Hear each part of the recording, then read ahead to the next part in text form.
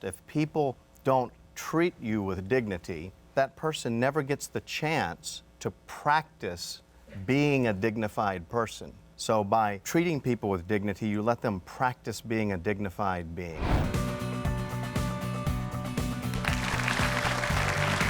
Welcome back. You are watching the Dr. Nandi Show. It's going to be a great show today. Now, there's been a lot of focus lately about how an over-reliance on social media can really lead to addiction and unhappiness, right? And to be sure, these dangers do exist.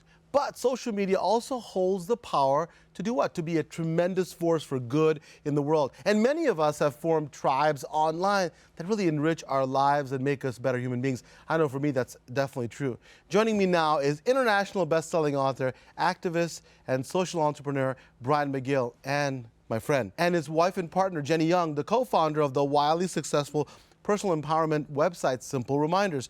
The McGill Media Network has roughly 12 million social subscribers and a worldwide reach of a cool 1.5 billion. In their spare time, Brian and Jenny also co-founded the Royal Society of Manners, Etiquette, Comportment, Kindness, and Personal Development. It's a Facebook tribe dedicated to the practice of the royal way. Thank you, guys. Appreciate it. Thank you so much. They're amazing. Listen, Thank you. I know I'm really well beyond the show, and they're amazing people, and they're super busy, so really privileged to have you on and sharing. What is the royal way, and why do we need it? You know, the Royal Society really is, I guess it's tied to my Southern roots, the idea of bringing back kindness and comportment and good manners and decency, not just to the world, but as a daily practice in our lives. And we understand the power of the situation and how the power of the situation can create good things or bad things. So by creating a space that has, you know, you name it, you claim it, by creating a space that has a declaration of a behavior where people can come in and connect as human beings, we thought might be a very powerful thing.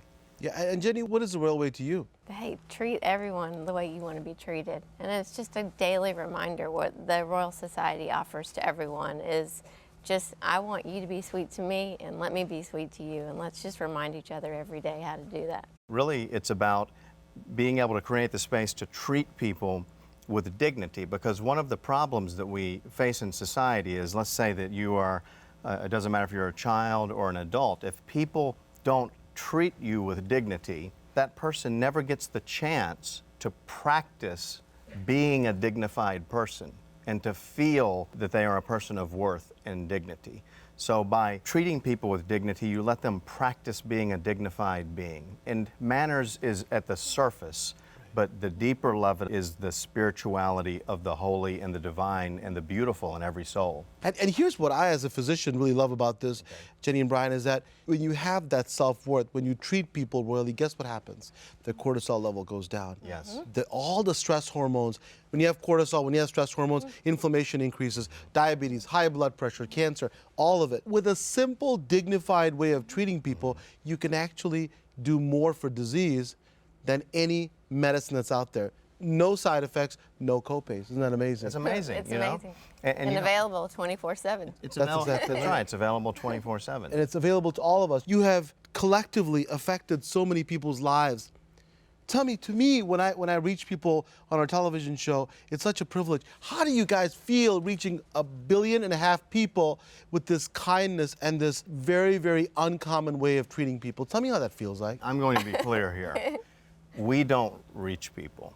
We are merely middlemen. We're facilitators of relationships, facilitators of the space. They're very humble as well. Go ahead. Facilitators of the space. And so what we have seen is that social media, for example, has a tendency, even though it's called social, to actually fragment and separate people. It can separate people. Facade of looking close. Yes, it's a type of faux community that has been placed in front of real community. So Jenny and I were brainstorming and we're like, how can we use social media to create an environment that doesn't separate people but brings them together? And the concept that we came up with was the idea of a video community, because we knew that when we see each other face to face, showing up no matter what, bad hair day, doesn't matter what it is, showing up when you see another human being, we realize the truth that we love each other.